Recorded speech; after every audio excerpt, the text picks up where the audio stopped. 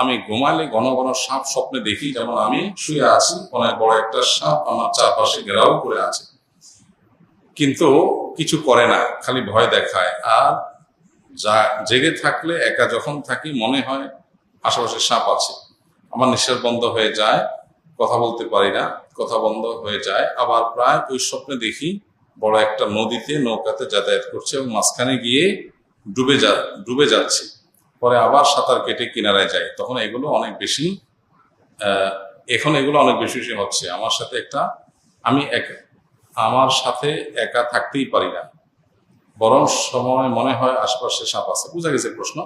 প্রথম কথা হলো যে ইমানদারের স্বপ্ন এটা অনেক ক্ষেত্রে অর্থবহ হয়, আবার অনেক সময় এটা অহেতুক মানুষের জল্পনা কল্পনা থেকে হয়, শারীরিক দুর্বলতা থেকে হয়। অনেক সময় শয়তান মানুষকে ভয় দেখানোর জন্য করে। তো আপনার এই স্বপ্ন অ্যাকচুয়ালি কি, এটা স্বপ্ন বিষয়ে যারা বিশেষজ্ঞ তারা ভালো বলতে পারবেন। স্বপ্নের ব্যাখ্যা একটা আলাদা সাবজেক্ট, আলাদা একটা শাস্ত্র, এ সম্পর্কে এক্সপার্ট আছে। দুঃখজনক বাস্তবতা হলো আমাদের সমাজে এখন মাসালা এক্সপার্ট পাওয়া যায়, রুকিয়া বিষয়ে এক্সপার্টও পাওয়া যায়, স্বপ্নের ব্যাখ্যা বিষয়ে এক্সপার্ট বা অভিজ্ঞ আলেম বা ওইরকম রুহানি বা আধ্যাত্মিকতা সম্পন্ন মানুষ এখন পাওয়া যায় না। এটা দুঃখজনক বাস্তবতা। এর মধ্যেও যারা তুলনামূলকভাবে একটু ভালো পারেন এ বিষয়ে ব্যাখ্যা করতে, আপনি তাদের শরণাপন্ন হতে পারেন। সাপ কখনো কখনো,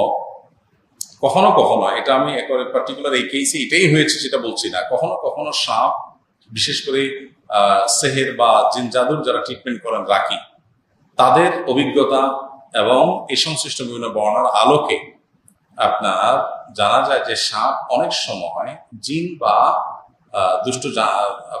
দুষ্ট জিন বা শয়তানের আকৃতি ধরে স্বপ্নে মানুষকে নানাভাবে ক্ষতিগ্রস্ত করার চেষ্টা করে। এটা থেকে বাঁচার জন্য প্রত্যেকদিন সবসময় রাতে ঘুমানোর সময় 3 কুল পড়ে, 3 কুল 3 বার সূরা ইখলাস, সূরা ফালাক, সূরা নাস 3 বার পড়ে হাতে ফু দিয়ে পুরো শরীর মুছে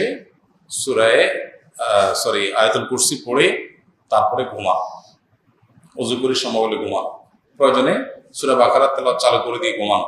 এভাবে নানাভাবে আপনি শয়তানের থেকে হলে সেটা থেকে বাঁচার জন্য চেষ্টা করতে পারেন। আর এর বাইরে এটা হতে পারে কোনো বিশেষ, অনেক সময় সাপ শত্রুকে ইন্ডিকেট করে, বাকি আপনি আবার বলছেন আপনাকে কোনো আক্রমণ করে না, তো হতে পারে যে আপনার শত্রু আছে কিন্তু আপনার ক্ষতি করতে পারবে না ইনশাআল্লাহ, তাহলে সেক্ষেত্রে আপনি আল্লাহর কাছে পানা চান।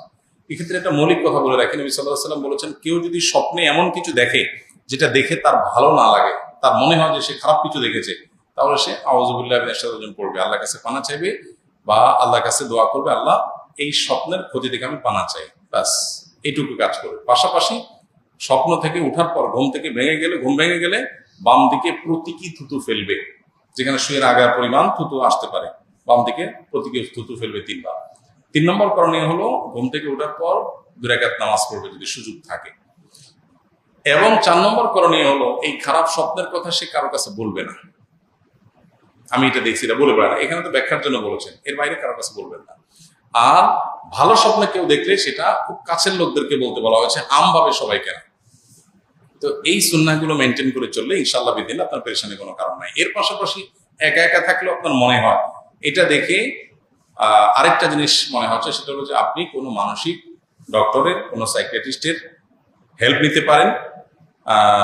সেক্ষেত্রে এটা যদি মানসিক ইস্যু হয়ে থাকে ইনশাআল্লাহ সেটা ইমপ্রুভ করবে। এমনকি এই যে ওয়াসওয়াসা, মানসিক সমস্যা, এটার কারণে রুকিয়াও করা যায়। সো রুকিয়া করলে আশা করা যায় আপনি সুস্থ হবেন বা স্বাভাবিক হবেন। আল্লাহ তাআলা রহম করুন।